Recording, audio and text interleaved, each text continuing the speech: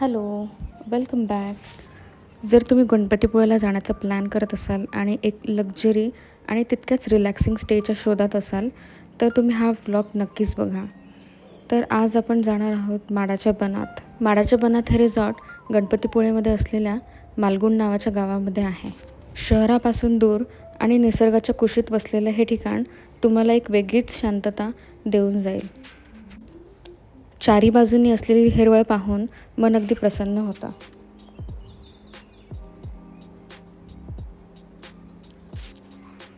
तर एंट्री केल्याच तुम्हाला हे सर्वप्रथम पार्किंग दिसेल. हा रिसेप्शन एरिया आहे. चला तर आपण रूम टूर करूयात. इथलं पूर्ण इंटिरियर लाकडी आहे, जे दिसायला खूपच एस्थेटिक आणि रॉयल वाटतं. आणि मी नेहमीच सांगते तसं माझ्यासाठी हायजीन हे सर्वात महत्त्वाचं आहे. इथली रूम आणि वॉशरूम्स एकदम स्वच्छ आहेत, त्यामुळे आरामाच्या बाबतीत कोणतीही तडजोड नाही.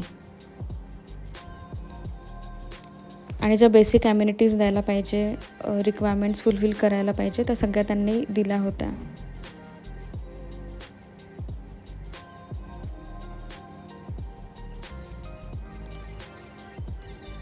आणि इथून विंडोमधून एक घर दिसतं, त्याच्या मी एकदम प्रेमात पडली आहे. कारण की एक टिपिकल कोकणी घर असावं तसंच हे घर आहे. रूममधून बाहेर आल्यानंतर हा एक वरांडा इथे आहे आणि तिथून हा असा सुंदर व्ह्यू दिसतो. आणि इथला वरांडा तर मला सगळ्यात जास्त आवडला. हा वरांडा बघून तर अगदी जुन्या वाड्याची आठवण येते मला.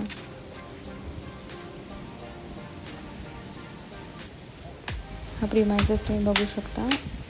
इथे त्यांचा डायनिंग एरिया आहे. कितीतरी वेळ मी इथे झोपाळ्यावर बसून घालवला. इथे आजूबाजूला इतकी शांतता आहे की फक्त झाडांच्या पानाची सळसळ आणि पक्ष्यांचा किलबिलाट ऐकू येतो. इथे वेगवेगळ्या प्रकारची फळझाडं आणि फुलझाडं तुम्हाला बघायला मिळतील. आणि अननस हा असा उगवतो हे फर्स्ट टाईम रिअलमध्ये पाहिलं.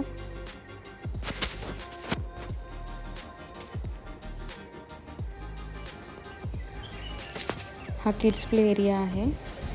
खरंच रोजच्या धावपळीच्या आणि स्ट्रेसफुल आयुष्यातून जेव्हा आपण निसर्गाच्या इतक्या जवळ येतो तेव्हा डोकं एकदम शांत होऊन जातं. म्हणूनच ट्रीपमध्ये आपण राहतो तो स्टे, तो रिसॉर्ट मला आमच्यासाठी खूप महत्त्वाचा वाटतो. आणि आम्ही ही जागा खूप विचार करूनच निवडतो.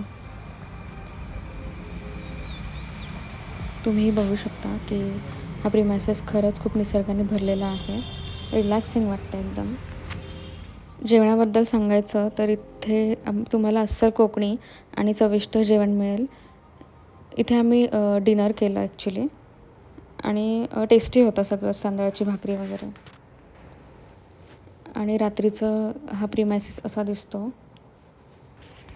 इथून गणपतीपुळे मंदिर साधारण 7 ते 10 मिनटाच्या अंतरावरती, आरेवारी बीच 25 ते 30 मिनिट आणि रत्नदुर्ग किल्ला 1 तासाच्या अंतरावरती आहे.